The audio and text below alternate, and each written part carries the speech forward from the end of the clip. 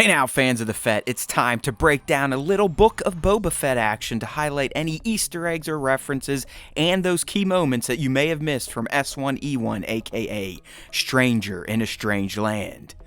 Let's start with the Easter eggs and references featured in the episode, which there were many of. Up first, we got a dose of nostalgia via the shot of Jabba's hallway, the same one from Luke's arrival in ROTJ. We then go all the way back to Boba's birthplace, Kamino, which also featured a shot of the Slave One. Now, one of my season predictions rang a bit true in this next moment of note, as we do see Jango Fett in this series. He just happens to be missing his body and his helmet is in the hands of his son Boba. It still counts.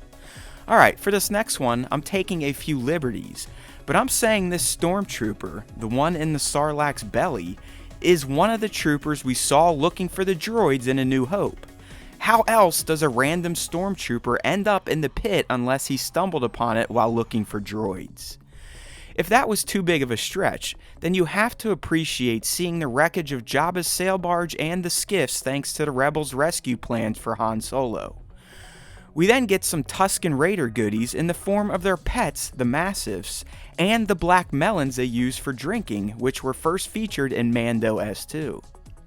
Back in the present, we see that 8D8 is still working at the palace, albeit as an announcer and quasi-advisor now, rather than a torture droid. Doc Strassi gets introduced, and while he is new, the fact that he has a Wookiee pelt as tribute pays homage to the whole Trandoshans enslaving Wookiees mantra, which has been established in the Star Wars lore for many years. He's also voiced by Robert Rodriguez, the guy running the show. In what has to be the biggest egg/reference of the episode, we see that Max Rebo is alive and well, and has teamed up with Figrin D'an, or at least one of the modal nodes. And yes, the theme they were playing is a variation of the Cantina song from A New Hope. One of the droids in Garsa Fwip's joint looks like DJ Rex from Galaxy's Edge's Cantina attraction, or the dude that used to fly you around on the Star Tours ride. And lastly, while this isn't the Lars homestead, it's still a moisture farm, so many similarities can be found between it and Luke's former home. Alright, and now for the key moments. Seeing Boba's full escape from the pit was great. The stormtrooper being in there was odd unless you consider my theory from earlier, but getting to see how Boba used his air and then burnt his way out was pretty rad.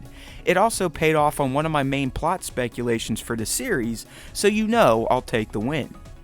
It was also good to see how Jawas came in possession of Fett's armor, which we knew about from Mando S2, but now we got to see exactly how they scavenged it, and they definitely jacked it like a bunch of scumbags.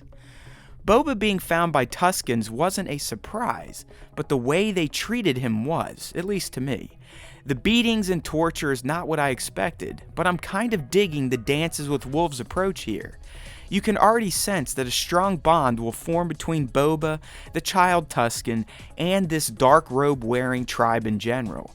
I appreciate that he is earning their respect their way versus him just being saved by them. His time with these Tuskens will eventually reveal to us how and why he changed as a man, and why he seems a bit more benevolent now than he used to be as a bounty hunter. Saving the kid and killing that sand creature is just the start of Boba becoming one of this tribe, and eventually the black robe wearing warrior we see him in Mando Season 2. Thanks to an envoy, we finally know the name of the Ithorian mayor, which is Moke Shays. The mayor clearly doesn't plan on playing ball with Fett, so like Boba said, keep an eye on this one. The mayor could very well be tied to Crimson Dawn, but he clearly doesn't plan on giving Boba any respect quite yet. Speaking of Boba, you gotta love his new name of Lord Fett, and the fact that he's called a daimyo, which is a solid nod to feudal Japan and the samurai culture that George was greatly influenced by while creating the Star Wars franchise. We saw Jennifer Beals' character in the trailers, but now we know her name and it is Garsa Fwip, and she seems to run a casino for Lord Fett. We may want to watch her along with his other vassals, as it seems they all may want to test him over time.